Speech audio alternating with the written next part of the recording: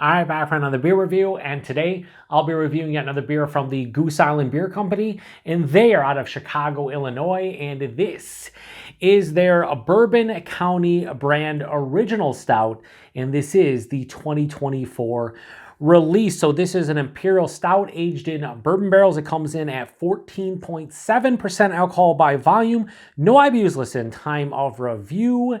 This bottle is just under 5.5 months old and also has a drink by date of June 25th of 2029. And as usual, Goose Island gives this beer 5 years in the bottle to drink before they say you no longer can drink it. It's expired. It's done. No, they just, to save their butts, they give it a 5-year best by date, basically. So anyway, I have seen, I have heard, I have read many different things about this beer specifically already this year. So I've watched some fellow beer tubers review this beer. I've seen a bunch of check-ins on Untappd. I've seen some things on Instagram, some other articles on the good old intrawebs, and this seems to be a very polarizing release as far as the base beer, the OG beer goes. Some people think it's absolutely delicious and one of the best base releases in many, many years. And other folks have been quite disappointed by this one, saying that, the barrel's a bit too much, the base beer doesn't shine enough, it just isn't exactly what this beer should be. And I'm here to say, I have no idea, because I haven't had it yet. So I'm going to take all that, throw it to the wayside, and give you my own opinion. Most years, I feel like the base, the OG, the regular Bourbon County brand stout, the last couple of years have been called the Bourbon County brand Original Stout because it is the base OG beer. I have usually liked it. I've always think it's pretty damn good most years. So I'm curious to see what I feel about this one. But yeah, it's wild to see. I'm not gonna say it's like a 50-50 split, but I'm telling you, like, for at least in the people that like I watch on YouTube, other beer tubers, the folks that I'm friends with on Untappd or Instagram, it definitely seems to be like, hey, one person will say this is amazing, the other person's like, I'm disappointed. So I have no idea what I'm going to think about this one. I hope it's delicious, as I do with all beers. So we're going to see. Now, the first thing I tell you is pouring this out, it doesn't look as thick and viscous as prior years, but I probably said that about the last time I reviewed this one. And that's another thing. I wanted to review this one now because usually I buy these Bourbon County beers each year and they sit in my fridge and I never review them. And then I buy next year's release and some of the variants and just never review them. So I thought this year, let's review this one a couple weeks after it gets released. Let's not wait until the following year or not even review it at all. So in terms of how this looks, 14.7%. It has more of a darker brown, almost like cola, Dr. Pepper, root beer color.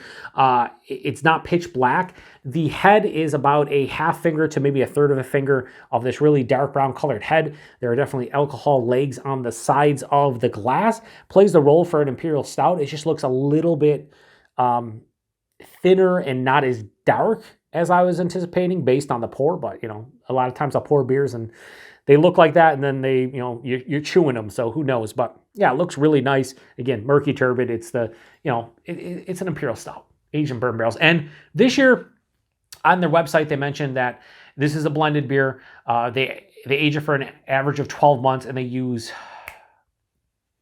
I want to say it's Buffalo Trace, Heaven Hill, Four Roses, and Wild Turkey. I think those are the 4. Could be more, but I'm pretty sure those are the 4 they listed on their website. Anyway, nose.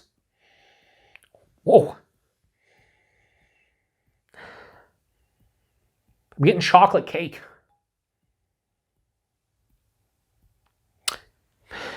What the hell is that? The Wegmans Ultimate Chocolate Cake. So if you have a Wegmans in your area, most Wegmans are in like the Northeast. They're kind of seeping down, I think, into like Virginia. I think there might be some in like North Carolina now. But if you ever had like the Wegmans Ultimate Chocolate Cake, that's what I'm getting the nose right off the rip. Like a boozy version of that. Yeah, it has a chocolate cake kind of vibe. The barrel's screaming off the nose, for sure. It's vanilla, it's oak, it's spirit. I'm getting a little bit of like caramel and toffee. Touch of like a leathery tobacco thing.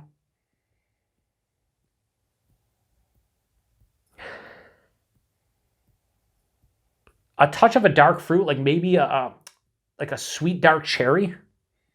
I say that a lot when it comes to barrel-aged Imperial Stout. If you go look at like the last half dozen of barrel-aged Imperial Stout reviews, I probably have said sweet dark cherry, or cherry, and probably every single one. But it is, that's like the note I kind of get. When people start talking dark fruits in Imperial Stouts, some people will, come with a bunch of different, dark fruits, whether it's figs, dates, plums, raisins, this, that, and the other, grapes. I usually default to cherry because it definitely has a cherry scent. You could say like a little bit of like a Black Forest cake because of the cherry combined with the Wegmans Ultimate Chocolate Cake.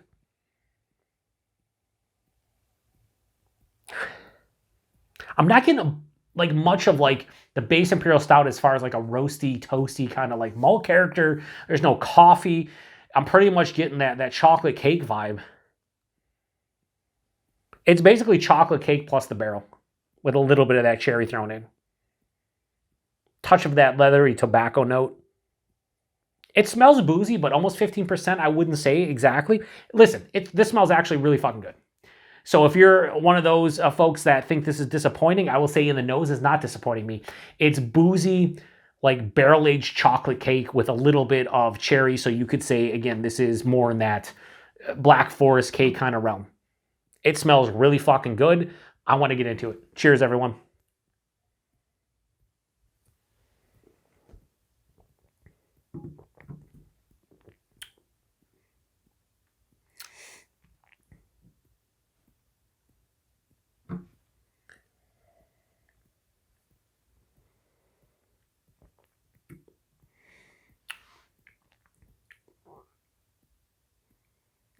What just happened?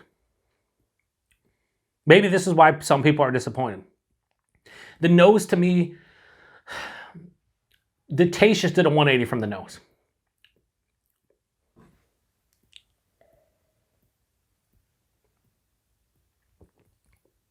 All right, let me review this as I typically do. The body on this. When I poured it, I said it looked thin. It had more of a dark brown color. This beer is thin. Not to say that Bourbon County bases are like uber viscous or like thick and chewy most years, but this is substantially thin to what I remember this beer being. This is like higher, I would say lower side of medium, or lower side, no, definitely not lower side of full, maybe higher side of medium. It doesn't have the viscosity I associate with this beer off that first sip.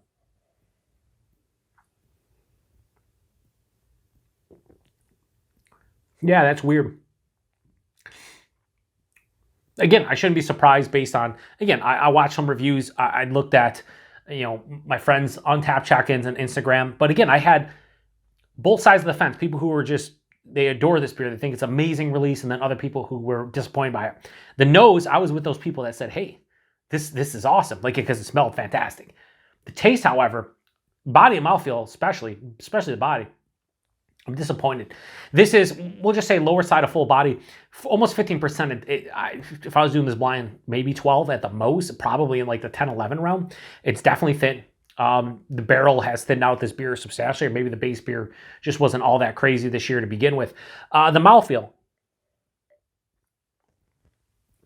The mouthfeel is nice. It's moderately carbonated, but it does have a smoothness. There's a little bit of creamy sensation. So mouthfeel is much better than the body. Body's just disappointing. The taste, I'll say this right from the get-go. The taste is not bad. Like, listen, this beer, even the worst vintages of this base Bourbon County are still delicious outside of the year it was infected. And even that, like you could, some of those, the 1 year the barley wine was infected, was it the same year? Was it 15, 16, something like that? I didn't care because that sour note actually went well with like the base barley wine. Like it was like, oh man, it says like a sour kind of fruitcake character, whatever, it was fine. But this is still really tasty. It's a far cry from the nose for me, which I didn't anticipate. I thought, all right, the nose is probably going to translate, and it really didn't.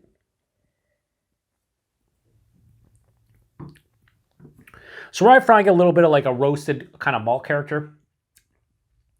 That perceived like Wegmans ultimate chocolate cake in the nose has now kind of translated into the taste as this like tepid, subtle kind of like 70-80% dark chocolate bar. And I say that because in my fridge right now, I have 3 different 72% dark chocolate bars. I want to say, I think Ghirardelli, Better Goods, and I think Lindt. I think those are the 3 brands I bought. And I wanted to see like what the difference was between each company. And I'll tell you right now, they're all different. The Better Goods one is so weird. The Ghirardelli is my favorite. The Lindt is pretty solid, but like they all have different kind of, different kind of characteristics and enjoyment level, different sweetness levels, even though they're all 72%. That's what this kind of tastes like, a 72% dark chocolate cacao bar. I'm getting more dark fruit in the taste. Again, that sweet cherry. I'm also getting a little bit of like a dark grape, a little bit of a plum, fig. It definitely has more of a dark fruit kind of vibe in the taste. Almost like they brewed this one with dark fruits. It has a little bit more of that. There's some caramelized sugar like toffee and caramel.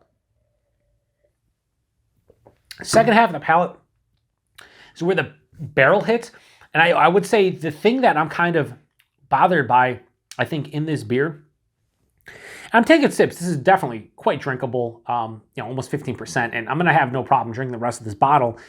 And again, when you, I think, tear down a beer like this and you properly review it, or you sit here on camera for 15, 20 minutes and talk about it, you're going to give your pros, cons, and whatnot. I think this is still a really tasty beer for what it is. But this year's version, based on what I'm drinking right now, is I feel like the base beer is a little bit disjointed, and it doesn't really work cohesively with the barrel, because the first half of that palate is that malty, the base beer, which is, again, more of a dark chocolate bar, roasty, toasty, some caramelized sugars, some of those dark fruits. But the second half of the palate for me is that barrel that is just kind of, it's funny because I take the sip, right? But as soon as I go to swallow it, the barrel hits and kind of pushes out from the back of the palate to the front, so it kind of takes over the palate. This is dominated right now by the barrel.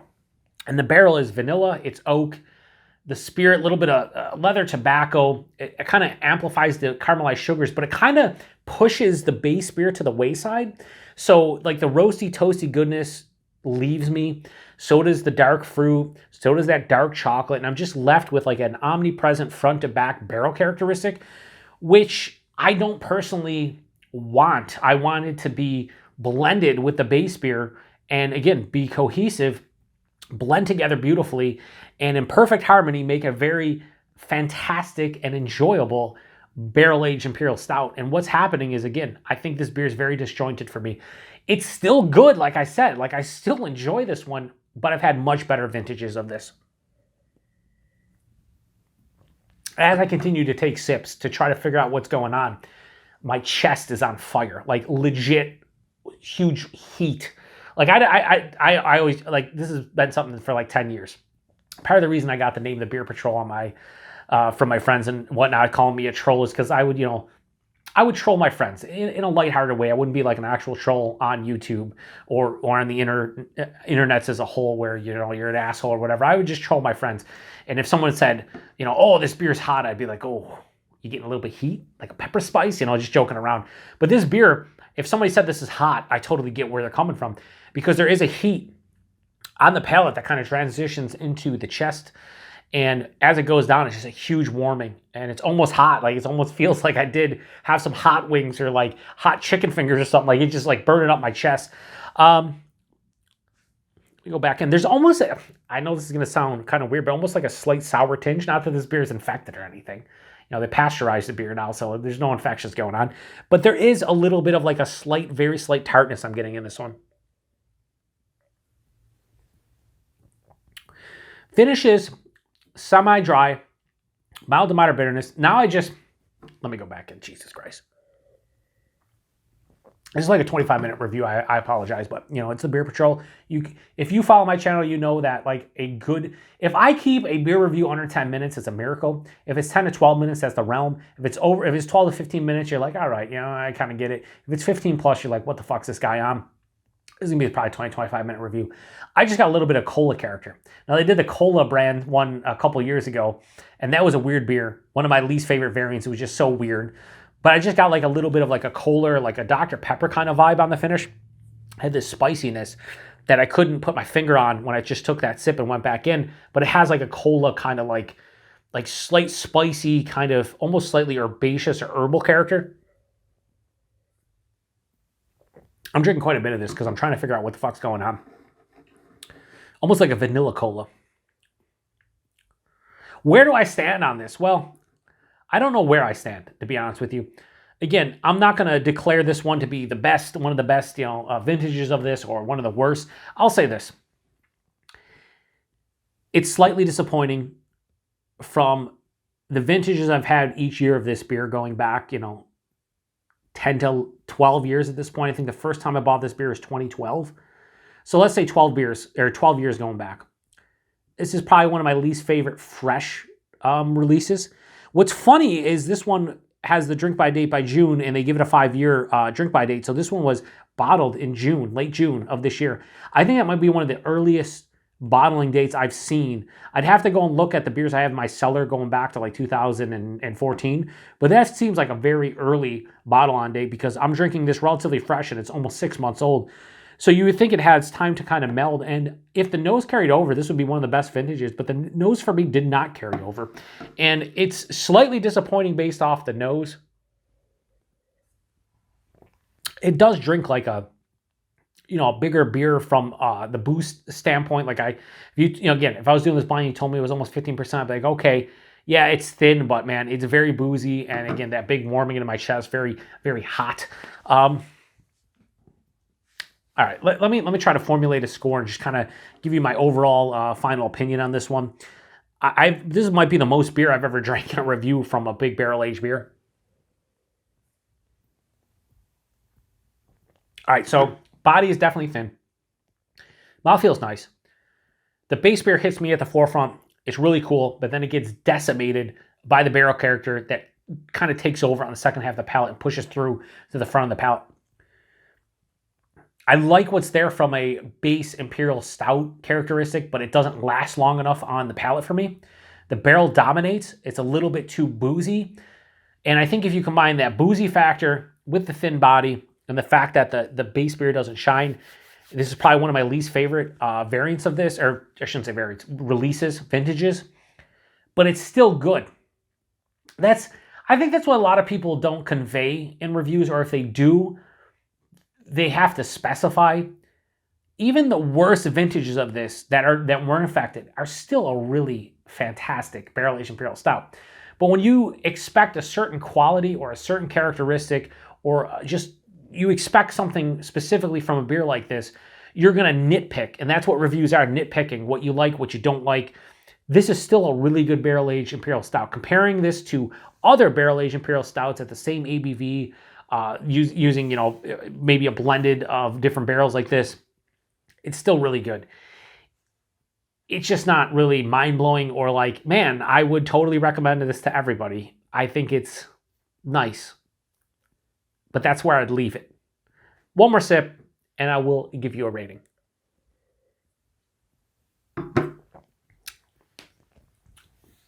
I will say though, that almost cola Dr. Pepper kind of spicy herbal herbaceousness on the finish is cool. It's different. And it's actually more of a cola vibe than I actually got in their cola variant from a couple of years ago, which, whatever. Is this good? Yes. Is this tasty? It is. Is this my favorite vintage of their base Bourbon County brand stout? It is not. Do I see where people are coming from in terms of saying this is disappointing this year? I do. Do I understand where people are saying they love this and think this is the best vintage of this beer? Kind of. I kind of get that. I can see it. I don't personally resonate with that opinion, but I can see it. I just think I need a bigger body from this, and I need more cohesiveness from the base to the barrel. Give me that. This is a 4 or 5 all day. Without that, it is not a 4 or 5 all day. So I'm going to give Goose Island's a Bourbon County brand Original Stout, the 2024 release or vintage, wherever you want to call it. I'm still going to give it a good rating. It's just, put it this way, If you ask me the average rating out of 5 for this beer on a year-to-year basis, 4.5. That's kind of 4.4, 4.5. This is going to get a little bit lower. So I'm going to give this a low 4.25 and go 4.2. All that to give it a 4.2, which is still a great score. But again, when you're breaking down a beer like this, a well-known, established, everybody runs out on Black Friday to get this and the variants and whatever they can get. Giving it a 4.2 is almost a detriment to this beer. But it's really not. It's not one of my favorite vintages. So I kind of align more with the people that are disappointed. But I can still see, to some degree, why people think this is amazing this year. I think if you're somebody who really enjoys the barrel aspect of this beer and what it does to this beer, like, I could see why you would enjoy this. Listen, again, we'll make this a really long review. Beer is subjective. It's always going to be subjective. You can objectify the quality of a beer, whether or a style with, hey, is this beer, does this beer have off flavors? How is this beer, stylistically compared to others? But if we're going to just sit down and say beer is subjective, do you like this beer? I could see how people who love a dominant barrel presence and a barrel-aged Imperial Stout, I could see how they love this one. Maybe they love the fact that the barrel dominates and is giving that, that flavor profile. I could see how maybe they want it a bit thinner. They don't like the viscous, chewy, thick body, and they want it a little bit more drinkable with the lighter body. Maybe they enjoy the fact that, this is boozy. I've actually heard from people who commented on my videos, and feel free to comment in this one if you're one of those people where you're like, I like this beer to be boozy. Like, there's people who want to drink a 14.7% barrel-aged Imperial Stout where the booze is punching them in the face, in the chest, and they get it. I mean, it's the same as hop burn and like hazy IPAs where there's some people that follow my channel, they go, give me all the hop burn. I love the hop burn. I'm not one of those people. So I'll leave you with this. I think this is a damn solid to good release of this specific beer. As a whole, this is a very good beer. It just pales in comparison to the vast majority of the vintages I've had of this beer. And I'd be curious to see how this one ages 6 months from now, a year and a half from now. Like if I drink this again next year around this time, and here's the thing, I only bought one of these. I bought one of these. I bought one of the macaroon and one of the vanilla rye. I think I'm going to go buy another one of these and age it, and maybe one of each of the other variants this year, just to see how it ages. But I could see in a year and a half, 2 years, this one being absolutely fantastic. I could see that. I just don't know. I don't know if that barrel is going to just kind of become a little bit less aggressive, but we'll see. And I'm sitting here and like, this beer is hitting me right now. This is the most I probably drank of a barrel-aged beer in a review. And again, I'm a lightweight nowadays after, my open heart surgery and, the medication I'm on and whatnot. I don't drink a lot. I drink typically 1 beer per day, 2 if it's a higher ABV. This is hitting me right now. And I might not drink the rest of that tonight. I might cap it and throw it in the fridge and drink it tomorrow where it's a little bit more flat. But anyway, yeah, I mean, here's the thing. Post in the comment section if, you had this year's and you thought it was disappointing, you thought it was amazing, whatever the case may be. I didn't even do price point availability. I pay $13.99 a bottle. Typically the going rate here in the Buffalo, New York area, you might pay a little bit less, a little bit more. The variants, same thing as last year, were like $24.99 for the vanilla rye and the macaroon stout. I'll probably review those in the next month or two. We'll see. But availability, it's Bourbon County. If you see them most years, you probably saw them this year. But again, the 3 that are the most prominent, this, vanilla rye, the macaroon, and then the Bardstown cask finish is the only other one I think that got outside of Chicago, or at least the most prominent variant that people want. I didn't get a chance to try it. I didn't get a chance to pick it up. I didn't get a chance to see it. So if I see that one, I'll pick it up, but I haven't seen it. But yeah, as you can see, I'm a little bit disappointed. But I'm not disappointed to the point where like I'm upset or anything. It's just I expect more from this beer, and I didn't get it. And I still gave it a 4.2. So that speaks to the quality of the Bourbon County brand stout lineup. Anyway, I'm shutting this one down. Probably a fucking half an hour review. But it's the Beer Patrol, and that's what you expect. So again, if you've had this one before, post in the comment section. Let me know what you thought about it. I'd be curious to hear about it. Till the next one. Cheers.